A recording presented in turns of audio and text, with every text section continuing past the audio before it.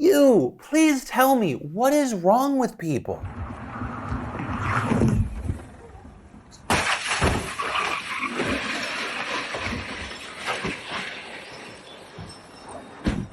So that, I've seen people referring to it as a stunt, but it's really just a hit and run. That happened shortly after midnight yesterday near downtown LA. And according to the LAPD, the car was a rented 2018 Tesla, and whoever was behind the wheel took off after the crash, leaving it abandoned on the scene. And while police have said they don't currently have a description of the driver, they did say that the person will face misdemeanor hit and run charges. But one of the more interesting and key things with this story is that there were so many witnesses at the scene at the time of the incident. Like if you go on social media, there are a crazy number of angles of this jump, with local outlets reporting that multiple people were there recording it on their phones. One of the main people there that documented this was YouTuber Alex Choi, a creator who reportedly has a channel revolved around car shenanigans, with Choi putting out a video titled "Jumping a Brand New 150K Tesla 50 feet into the air, totaled," with a description reading, "I'm glad to say luckily nobody was hurt. I was not the one driving. One wrong move and many people could have been killed. Please do not try this at home." And adding, "I had no idea this dude was going to jump his Tesla immediately after I showed up. I do not condone reckless behavior that endangers the lives of others. In closing, please let this video serve as a learning lesson, and I hope everyone impacted by this receives their form of justice." And as far as more details, in the video he says this random dude wanted to show me the place David Dobrik jumped his Tesla, referring, to this old clip, that happening back in 2020. However, according to Choi, this driver, he just floored it up the hill without any warning. You then hear people yelling, check the car, or seemingly concerned for the person that just yeeted themselves into a failed rendition of I Believe I Can Fly, with Choi and others then driving down to the crash car, wreckage just lining the road. By the time they arrive, the driver is gone. Meanwhile, the car is just mangled in the front, bits of it and trash cans everywhere. And as if this wasn't fucked up enough, Choi and his team even said they found a stray cat in the car, saying that they believe that the cat was actually in the car during the jump. However, they did know that it is uninjured. Choi himself saying of the jump that he thought it was going to be much less than it actually was, and adding, "I never want to ever see anyone die in front of me. That is my worst living nightmare. Think twice before you do anything stupid. Let none of the YouTube clout-chasing influencers like me become any motivation for you guys." We've also now since seen a guy who says that he owns one of the damaged cars that the Tesla slammed into now speaking out. And in a GoFundMe, that man, Jordan Hook, recounted his version of the hit and run that night, saying that the sound of the crash woke him up. He went outside to find people scrambling out of the crashed Tesla and into others, adding that a Subaru is now undrivable. But also, one of the biggest accusations that he makes is that Choi issued a copyright strike against a video that Hook posted to YouTube as part of his GoFundMe, saying, "Alex Choi had the audacity to have my first video removed for copyright infringement because I used a clip he took of the Tesla jump he coordinated, documented, and bragged about." Though, I do want to note it has not been 100% confirmed yet that Choi himself or someone on his team issued the strike, and according to Choi's own account, he coordinated the larger Tesla drive but not the jump, which happened later. Still, I reached out to Choi to see if he would confirm or deny this aspect of the story or give a comment in general. As of recording, he has not responded. But still, on social media, you have people saying things like Alex Choi should be ashamed of himself, especially since Hook's just trying to get help to fix his car. Though on that note, while Choi has not addressed the copyright strike against Hook, we have seen him acknowledging the GoFundMe and saying that he's donated $2,000, posting an Instagram story of the GoFundMe writing, "Dude's car that got hit by the flying Tesla, LOL," and pointing to his donation and comment where he wrote, "Hope you get your justice service. Here's probably all the ad revenue I'll get from my video." But for now, the driver is still unknown, though that hasn't stopped douchebags like Dirty Dom of all people from claiming on TikTok that he was the driver. And even though Choi has tried to rein in that narrative as sort of a clout-chasing narrative on Instagram, you did have the LAPD saying they're considering Dom a person of interest based on the public postings of his account. And I've tried to wrap my head around why Dom would lie about this, though, I mean, one, yeah, clout-chasing in general, but two, he probably wants the attention for a reason that's not him being accused of rape. But to Dirty Dom or whoever it is, and I really do hope the truth comes out, you are insanely fucking stupid, and that's why you are our douchebag or douchebags of the day. But yeah, with all of that said, I'd love to know your thoughts on any aspect of that story, whether it be the Alex Choi part, the Dirty Dom, the jump in general, anything and everything. Let me know what you're thinking. And while you may be clickety-clacking that keyboard, I'll say, oh hi, welcome back to the DeFranco Show. I hope you had a good weekend. Buckle up, hit that like button, let's just jump into it. And then let's talk about major updates around the very, very public mess that is going to be the Johnny Depp Amber Heard trial that starts in just a month. Right, so for the last couple of years, there have been so many updates, other cases happening on the sidelines, tons of controversies, and people have kind of just wondered, is this trial going to happen? And if so, what is it going to look like? And now, thanks to a new report from Deadline, it appears that we have some answers to those questions. Starting off with, it appears that there is a pretty star-studded witness list that includes the likes of James Franco, Paul Bettany, Elon Musk, as well as reps from Disney, Warner Bros, and the LAPD. And on top of these big names testifying, private correspondence between Depp and Heard and Hollywood stars are going to be laid out publicly. And as far as why some of these people have been called, Depp accused James Franco and Elon Musk of having affairs with Heard, so they're on the witness list and are going to to appear in court via video. And then you have Paul Bettany on Depp's witness list with a report noting the text between the two were read at a previous trial that showed them talking about burning and drowning Heard, and then Depp specifically saying that he would have sex with her corpse, with that correspondence being on Heard's exhibit list, with her exhibit list also including texts from Jason Momoa and director James Wan, as well as messages with Zack Snyder and more. And for those that don't know, right, all these legal battles stem from the $50 million lawsuit that Depp filed against Heard over an op-ed that she wrote for the Washington Post describing herself as a domestic abuse victim. Heard then later countersued for $100 million, and both have tried and failed to kill the other's suit. But yeah, we have some more information, but ultimately we're gonna have to wait for April 11th. That's when the trial starts in Virginia. And as far as what happens from there, we're gonna have to wait to see, especially because some reports have claimed that the trial will be at least partially televised, but we need to get closer to the date. But with that said, we haven't checked in on this story for a while, so I do want to pass the question off to you. What are your thoughts as now it's actually happening? What are your thoughts on this situation? But from that, I want to take a second to thank the fantastic sponsor of today's show, Keeps. Did you know that 2 out of 3 guys will experience some form of male pattern baldness by the time that they're 35? And maybe you have that friend or that family member that's dealing with hair loss right now, and you don't have to just wait for that to happen to you, because now is the time to do something about it. Keeps helps you stop hair loss before it's too late with a scientific and affordable approach to treatments that are up to 90% effective at reducing and stopping further hair loss. And Keeps offers generic versions of the only 2 FDA-approved hair loss products that are out there, so some of you may have already tried them before, but probably never at this price. And you get these products delivered directly to your door. That means no more going in person to the doctor's office for your prescription, saving you both valuable time and money. So if you're ready to take action and prevent hair loss, go to keeps.com/DeFranco, or just click that link in the description to get 50% off your first order. And then today is the start of one of America's biggest circuses, and that is a Supreme Court Justice confirmation hearing. It has now officially begun, and in the hot seat you have 51-year-old Ketanji Brown Jackson, who, if confirmed, will be taking over for Justice Breyer. And for those who don't remember, she was picked as a nominee by President Joe Biden last month as part of his promise to appoint a black woman to the highest court. While many praised Biden's commitment to making the court more reflective of America's demographics, there were some who questioned the legitimacy of limiting his pool of potential nominees solely based on race and sex. But this is also a matter that Senate Republicans, while some were speaking out, have largely been silent on. And reportedly, they are afraid of how it would look in the polls if the public assumes that they're opposing Jackson solely because of her race. Or I mean, just take a look at how bluntly Senator Susan Collins put it last month, saying the idea that race and gender should be number 1 and number 2 criteria is not as it should be. On the other hand, there are many qualified black women for this post, and given that Democrats regrettably have had some success in trying to paint Republicans as anti-black, it may make it more difficult to reject a black jurist. And so instead, what we've seen are Republicans pushing a narrative that Jackson's backed by so-called dark money groups, right? Talking about organizations such as Demand Justice. And this is how Senator Charles Grassley put it this morning when referencing Jackson's past appointments. The Obama White House records indicate that a co-founder of the Demand Justice played an important role in Judge Jackson's nomination to the Sentencing Commission and the District Court. The Demand Justice co-founder even interviewed Judge Jackson about the nomination to the Sentencing Commission.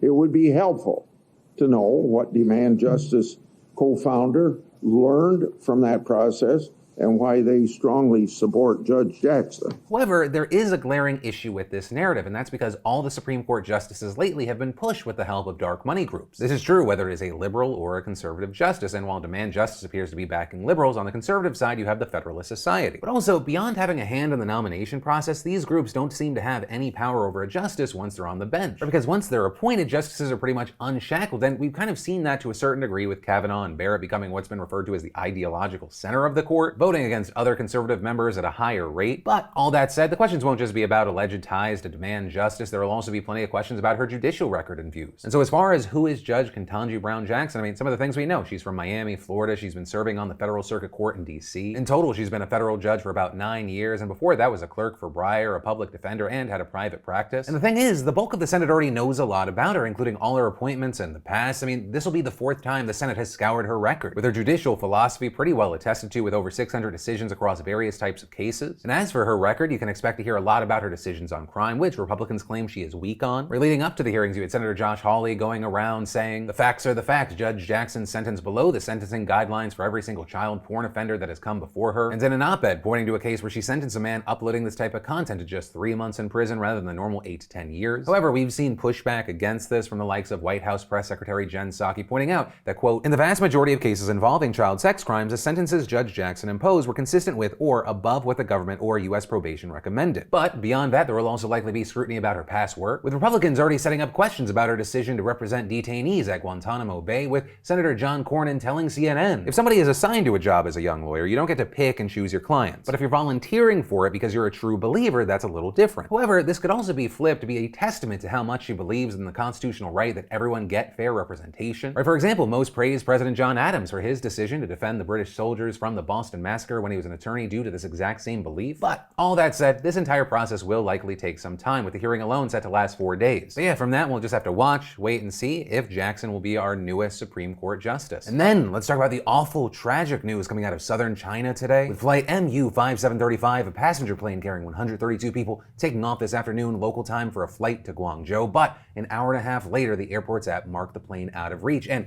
that's because it disappeared. But we now know what happened. The plane nosedived into a mountain in Guangxi province, all but certainly killing everyone on board. With aviation data showing that the plane was cruising around 30,000 feet when it suddenly plummeted, crashing into the earth around 90 seconds later, catching fire and setting the surrounding forest ablaze, which firefighters who first arrived at the site quickly extinguished, and around 600 more emergency responders reportedly going to help, though they found no signs of survivors. And so as of now, the authorities are still investigating what happened, with President Xi personally ordering them to look into any safety hazards and calling for an all-out effort in the rescue operation. Also, as far as the plane at the center of all this, it's a China Eastern Airlines Boeing 737-800, which, just to be clear, is different from the 737 MAX that made headlines when faulty software brought two of them down a little over 3 years ago. Or the 737-800 is an older model, though both of them are part of Boeing's next-generation narrow-body jets. And so for Boeing, this is another deadly instance for a company that's already paid $2.5 billion in a fine to the U.S. Justice Department early last year to resolve criminal charges that it conspired to defraud the FAA. And following this crash, some of the things we've seen: Boeing stock tanking Monday around 5% by the time that the market opened, and now China Eastern Airlines grounding all of its 737-800s, as well as setting up an emergency hotline for the families of those who were on board and giving its condolences. But really, the last thing I'll touch on is how rare this is for China. They actually have a good record with aviation safety, with the last major accident happening 12 years ago. And that because the country's air safety standards have improved dramatically since a string of crashes back in the 1990s. But ultimately, with this story, we wait to see what information we can get from the investigation, what we can learn,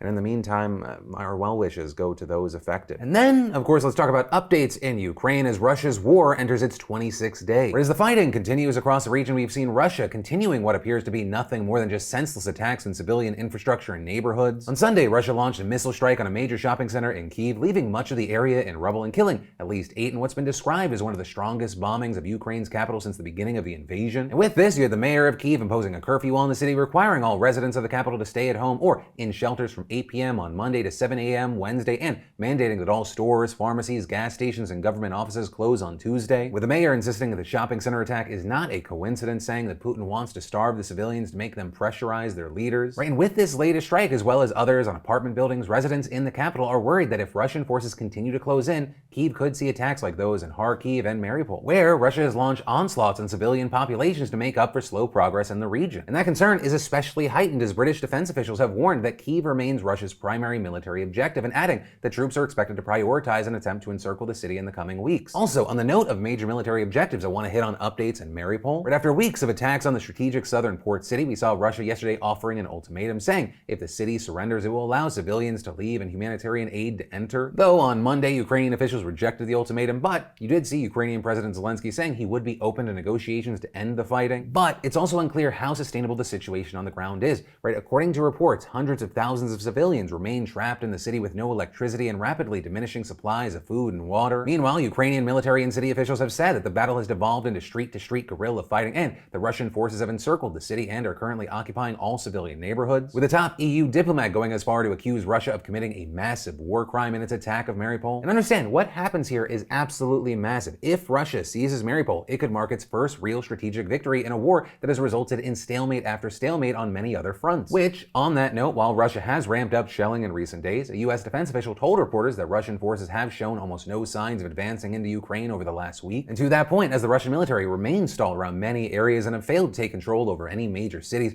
Ukrainian officials are looking for new possible fronts that Putin might open. Specifically, because Russia has been more successful in the south, where Mariupol is, officials are closely watching that region. But beyond that, there are also concerns that Russian and possibly Belarusian troops might try to open up a new front along Ukraine's northern border with Belarus, with the governor of Rivne, a city alongside that border, announcing that it has been struck by 2 missiles. And these worries over new areas of attack come as millions of people are already being displaced and fleeing the country. Yesterday, Monday, you had the UN reporting that more than 10 million, or 1 in 4 people in Ukraine, have been displaced since the beginning of the invasion. And just today, saying that more than 3.4 million refugees have fled Ukraine since Russia launched the invasion, describing the situation as the fastest growing refugee crisis in Europe since World War II. And with this refugee crisis, we're seeing European cities accepting the fleeing Ukrainians hitting their capacity. Like the Polish capital of Warsaw, for example, where the mayor is now warning that the city of 1.8 million is on the brink as over 300,000 refugees have sought safety there. Also of note here, according to a non-governmental organization dedicated to protecting children, 1.5 million of the refugees who have fled Ukraine are children. And for those who have not fled, humanitarian workers are worried that things will get much worse for those trapped in the country, especially as hundreds of hospitals and medical centers have either been damaged or remain in danger. And while those medical centers should be protected under international law, basically Russia has clearly shown that it doesn't care about the rules of war. Plus, in addition to attacks on civilians, we've now seen multiple reports of Russia blocking essential aid. I mean, just today, for example, we saw Zelensky claiming the Russians hijacked a relief convoy near Kharkiv, saying that officials had lost contact with 6 people, implying that they had been detained. But ultimately, the last thing that I want to talk about here are the updates on the ongoing negotiations. Yesterday, we saw Zelensky making renewed calls for peace talks, but the two sides appear to be so far apart. Speaking to CNN yesterday, he said that he would reject any peace agreement that requires Ukraine to recognize the independence of the 2 Russian-backed separatist regions, and adding that to end the fighting, Ukraine would need security guarantees, sovereignty, restoration of territorial integrity, and real guarantees for our country. And with all this, continuing to urge NATO to accept Ukraine into the alliance, but also stating that if that did not happen, he would seek a more limited coalition of countries. With him also going on to emphasize the importance of negotiations, saying, "I think that without negotiations, we cannot end this war." And adding, "But if these attempts fail, that would mean a third world war." Meanwhile, President Biden's now making his biggest diplomatic push so far, traveling today to meet with the leaders of France, Germany, Italy, and Britain. And after that, he's expected to travel to Brussels to meet with NATO and EU leaders on Wednesday, then to Poland on Friday, with one of the most significant topics of discussion at those summits likely to be Poland's proposal to launch an international peacekeeping mission in Ukraine. Or because although NATO has undertaken these missions in Europe before, they were done after the fighting had ended, which is part of the reason why already the US has rejected that idea, saying yesterday that it has ruled out any US military participation. But ultimately, that is where that story and today's show ends. I'll see you tomorrow.